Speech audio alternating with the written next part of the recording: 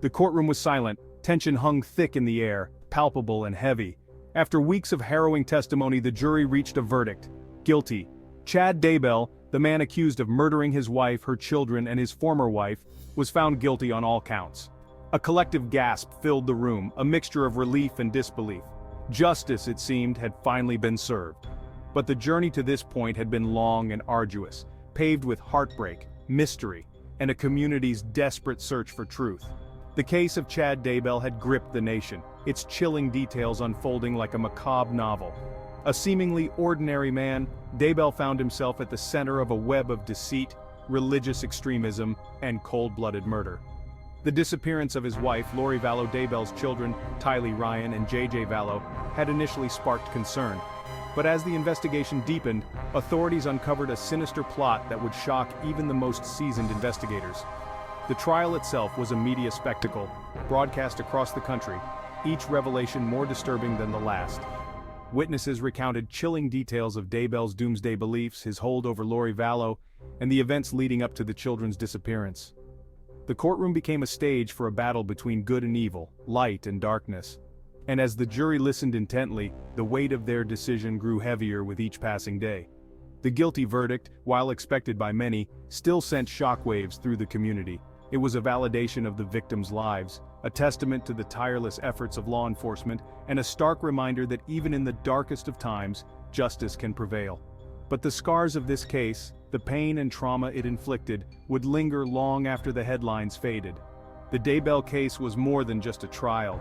It was a stark reminder of the capacity for evil that exists within seemingly ordinary individuals, and the importance of vigilance and justice in a world where darkness often lurks beneath the surface. Chad Daybell, a seemingly unassuming man, lived a quiet life in Rexburg, Idaho, with his wife, Lori Vallow. Their story, however, was far from ordinary. Daybell, an author of doomsday fiction, espoused bizarre beliefs about the end of the world and his ability to distinguish between light and dark spirits. Lori Vallow, equally enthralled by these teachings, shared his fanaticism, her devotion to Daybell bordering on the obsessive. Their world began to unravel with the disappearance of Lori's two children, Tylee and JJ.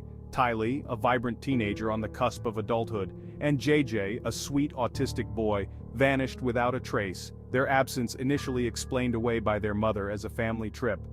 However, as weeks turned into months, concern morphed into suspicion. The facade of normalcy carefully constructed by the Daybells crumbling under the scrutiny of law enforcement, and the relentless pursuit of truth by their desperate families. The investigation quickly spiraled, revealing a trail of death and deceit. Lori's previous husband, Charles Vallow, had died under mysterious circumstances, his death initially deemed natural but later ruled a homicide. Tammy Daybell, Chad's wife, also died unexpectedly, her death initially attributed to natural causes but later exhumed and investigated as suspicious. The bodies, it seemed, were piling up, each one drawing the authorities closer to the heart of a conspiracy that was more horrifying than anyone could have imagined.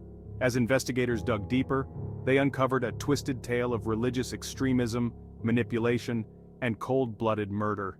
Daybell's apocalyptic beliefs, coupled with his and Lori's increasingly erratic behavior, painted a chilling picture of a couple consumed by darkness, their actions driven by a delusionary sense of righteousness and a terrifying disregard for human life. The disappearance of Tylee and JJ was no longer a missing persons case. It was a desperate race against time to find two innocent children caught in the clutches of a dangerous cult-like dynamic. The courtroom buzzed with anticipation as the trial of Chad Daybell commenced. The prosecution, armed with a mountain of evidence, laid out their case meticulously, painting Daybell as a master manipulator who used his charisma and doomsday teachings to control those around him, ultimately leading to the deaths of his wife Tammy and Lori's children, Tylee and JJ. The evidence was damning. Text messages between Chad and Lori discussing zombies and the need to purify certain individuals, financial records showing suspicious activity, and the chilling discovery of the children's remains on Daybell's property. Witnesses took the stand, their testimonies painting a vivid picture of the events leading up to the murders.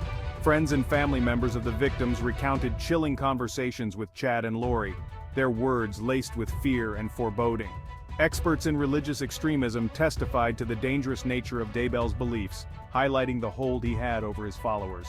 The prosecution presented a case that was both horrifying and compelling, leaving little doubt in the minds of many that Daybell was guilty of the heinous crimes he was accused of. The defense, however, maintained Daybell's innocence, arguing that he was a loving husband and father who had been manipulated by Lori Vallow. They pointed to the lack of direct evidence linking Daybell to the murders, suggesting that Lori, driven by her own twisted beliefs, had acted alone.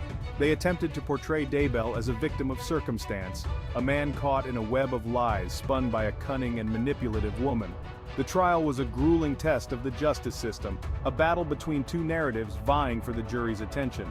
The prosecution presented a case built on a foundation of evidence, testimony, and expert analysis, while the defense relied on casting doubt, creating alternative explanations, and appealing to the jury's sense of empathy. As the days turned into weeks, the tension in the courtroom grew, the weight of the evidence against Daybell mounting with each passing hour. The guilty verdict in the Chad Daybell trial reverberated throughout the community and beyond. For the families of the victims, it was a long-awaited moment of closure, a validation of their tireless pursuit of justice for their loved ones. The pain of their loss would never truly disappear, but the verdict brought a sense of peace, knowing that the man responsible for their unimaginable suffering would be held accountable for his actions. The case had a profound impact on the community of Rexburg, Idaho, a small town shaken to its core by the heinous crimes that had unfolded within its borders. The Daybell trial forced the community to confront uncomfortable truths about the dangers of religious extremism and the manipulative power of charismatic leaders. It sparked conversations about vulnerability, discernment, and the importance of recognizing the warning signs of abuse and manipulation. Beyond Rexburg, the Daybell case served as a stark reminder of the dark side of human nature, the capacity for evil that exists even in the most unexpected of places. It highlighted the importance of vigilance, critical thinking, and the need to question those who claim to have all the answers, especially when those answers lead to harm and suffering. The case also brought to light the devastating consequences of domestic violence and the need for greater awareness and support for victims. The verdict in the Chad Daybell trial was more than just a legal outcome. It was a societal reckoning, a moment of reflection on the darkness that can lurk beneath the surface of seemingly ordinary lives. It was a reminder that evil can wear many faces and that justice, though sometimes slow, can prevail. The echoes of this case will continue to resonate for years to come, serving as a cautionary tale and a call to action to protect the vulnerable, seek justice for the wronged, and remain vigilant against the forces of darkness that threaten to consume us all.